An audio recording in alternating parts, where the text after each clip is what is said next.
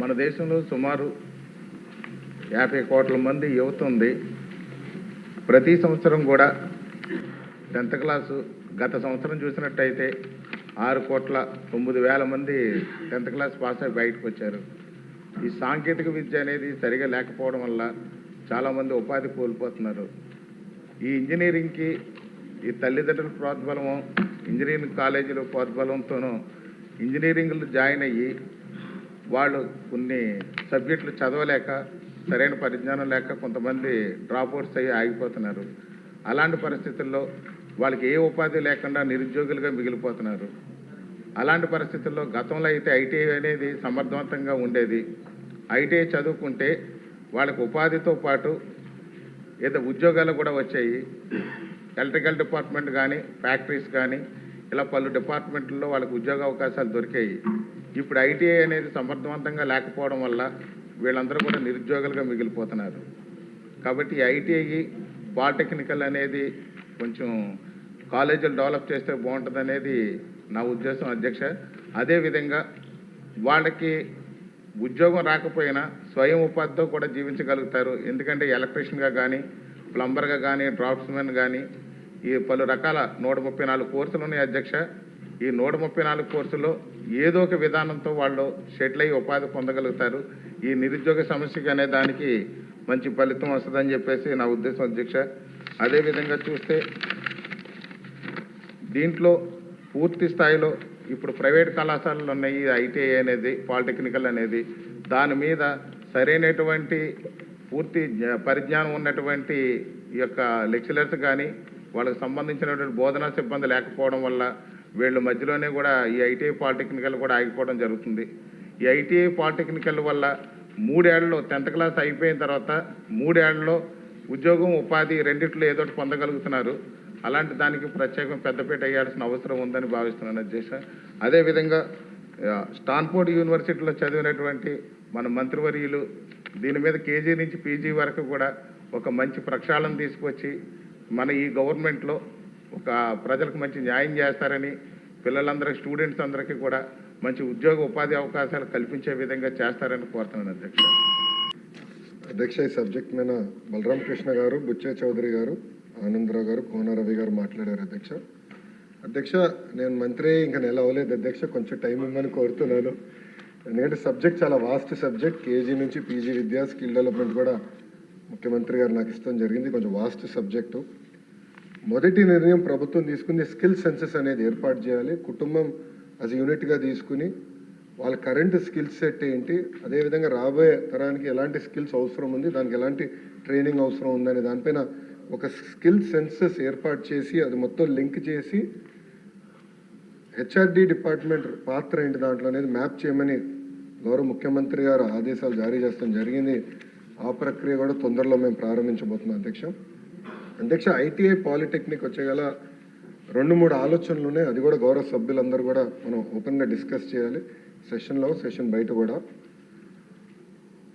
టాటా లాంటి సంస్థలు అడాప్ట్ చేసి మార్కెట్ కావాల్సిన లింకేజ్ మేము చేయగలుగుతాం అనేది ఒక వర్షన్ ఉంది. రెండోది, మన రాష్ట్రం నుంచి అనేక పారిశ్రామికవేత్తలు ఉన్నారు. ఒక్కొక్కరు ఒక ఫీల్డ్, అంటే ఫార్మాలో కానీ, మ్యానుఫ్యాక్చరింగ్ ఇండస్ట్రీ, డైరీలు, అనేక రంగాల్లో కూడా అద్భుతమైన పారిశ్రామికవేత్తలు ఉన్నారు. వాళ్ళు కూడా ముందరికి వచ్చి ఐటీఐ, పాలిటెక్నిక్ మేము దత్తకు తీసుకుంటాం, మెరుగైన విద్యను మేము అందిస్తాం, ఇండస్ట్రీకి ఇది కావాలో అది మేము లింకేజ్ మేము ఏర్పాటు చేస్తామని వాళ్ళు చెప్తాం జరిగింది. సో అది కూడా మేము డిస్కషన్లో ఉంది అధ్యక్ష. దానిపైన కూడా తొందరలోనే ఒక నిర్ణయం మేము తీసుకుంటాం. వాస్తవ అధ్యక్ష, ఇన్ఫ్రాస్ట్రక్చర్ ఫెసిలిటీస్ మెరుగుపరచాల్సిన అవసరం ఉంది అధ్యక్ష. ఐటీఐకి వచ్చేగల దాదాపుగా 44 కోట్ల రూపాయలు అవసరం ఉంది. పాలిటెక్నిక్ వచ్చేగల 50 కోట్ల రూపాయలు అవసరం ఉంది అధ్యక్ష. అది గౌరవ ముఖ్యమంత్రి గారితో మా రివ్యూ మీటింగ్ ఆగస్టు మొదటి వారంలో ఉంది అధ్యక్ష. అది గౌరవ ముఖ్యమంత్రి గారి దృష్టికి తీసుకెళ్ళి తప్పనిసరిగా దీని ఎట్లా రిపేర్స్, మెయింటెనెన్స్, కొత్త భవనాలు కట్టే లోపల ఉన్న భవనాలకి ముందర రిపేర్స్, మెయింటెనెన్స్ చేసి దాంట్లో అడ్మిషన్స్ ఎలా పెంచాలనే దానిపైన తప్పనిసరిగా మేము గౌరవ ముఖ్యమంత్రి గారితో కూడా మేము చర్చిస్తాం అధ్యక్ష. అధ్యక్ష, ఒకసారి మనం చూస్తే డాక్టర్ బిఆర్ అంబేద్కర్ కోనసీమ జిల్లాకి వచ్చేగల పాలిటెక్నిక్ ఒకటి ప్రభుత్వ పాలిటెక్నిక్ ఉంది అధ్యక్ష, 5 ప్రైవేట్ ఉన్నాయి అధ్యక్ష. అదేవిధంగా ఐటీఐ వచ్చే గల ప్రైవేట్ ఐటీఐలు ఒక 15 ఉన్నాయి అధ్యక్ష.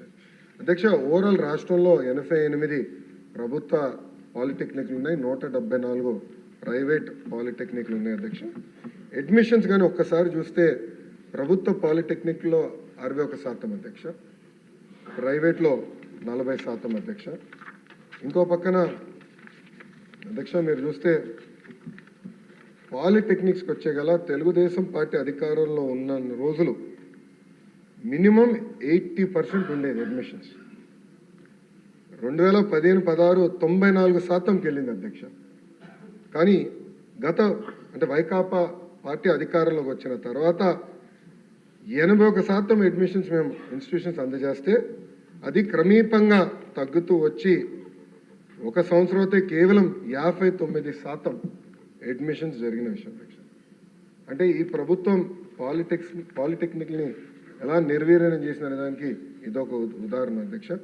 అధ్యక్ష, ఐటీఐకి వచ్చే గల 83 ప్రభుత్వ ఐటీఐలు ఉన్నాయి, 433 ప్రైవేట్ ఐటీఐలు ఆంధ్ర రాష్ట్రంలో ఉన్నాయి అధ్యక్ష. ఇక్కడ కూడా ఐటీఐలో చూస్తే కూడా ప్రభుత్వ ఐటీఐలో అడ్మిషన్స్ 94% ఉంది అధ్యక్ష, ప్రైవేట్లో 61% ఉంది. ఐటీఐల్ని కూడా బలోపేతం చేయాల్సిన అవసరం ఉంది. పెద్దలు బుచ్చే చౌదరి గారు చెప్పినట్లు NAC national academy of constructions construction అధ్యక్ష, ఇది గతంలో చంద్రబాబు నాయుడు గారు మొదటి టర్మ్లో హైదరాబాద్లో ఏర్పాటు చేసి ఫీడర్ ఇన్స్టిట్యూషన్స్ క్రియేట్ చేశారు, బ్రాంచెస్ ఏర్పాటు చేశారు. అది దాంట్లో భాగంగా రాజమండ్రిలో పెట్టారు.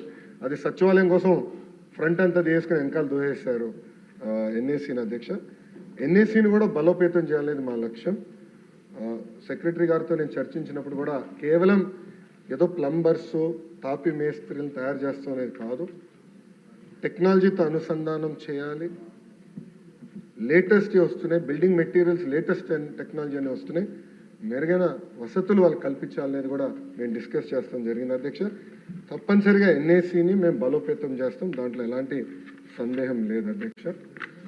అదేవిధంగా కొత్త ఐటీఐలు ఏర్పాటు చేస్తే బాగుంటుందని పెద్దలు కూడా కోరారు, చాలామంది కూడా నాకు లెటర్ కూడా ఇస్తాం జరిగింది అధ్యక్ష.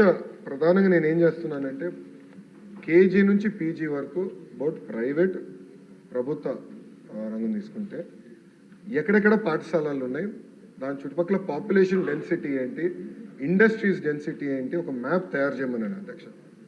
ఎందుకంటే 117 జియో వల్ల ప్రభుత్వ విద్య దూరం అవుతుందని చాలామంది నా దృష్టికి తీసుకొస్తే ఫస్ట్ మ్యాపింగ్ చేద్దాం అనుకున్న 45,000 ప్రభుత్వ పాఠశాలని మ్యాప్ చేయండి, పాలిటెక్నిక్ ఐటీఎల్ మొత్తం మ్యాప్ చేసి డెన్సిటీ ప్రకారం ఎక్కడ అవసరం ఉంది, ఇండస్ట్రీ ఎక్కడ రాబోతుంది. ఎందుకంటే చంద్రబాబు నాయుడు గారు ఒక్కొక్క జిల్లాకు ఒక్కొక్క ప్రాధాన్యత ఇచ్చారు, ఈ ఇండస్ట్రీ ఈ జిల్లాకు రావాలి, అది కూడా బేరీ చేసుకుని అవసరమైన వరకు ఐటీఐ పాలిటెక్నిక్ కూడా ఏర్పాటు చేయాలనేది ఒక నిర్ణయం తీసుకుంటాం జరిగింది. కూనా రవి గారు ఒక ప్రశ్న అడిగారు అధ్యక్ష, గతంలో ఎప్పుడు ఐటీఐ కేటాయిస్తాం జరిగింది, ఎప్పుడు ప్రారంభిస్తారని అడిగారు అధ్యక్ష.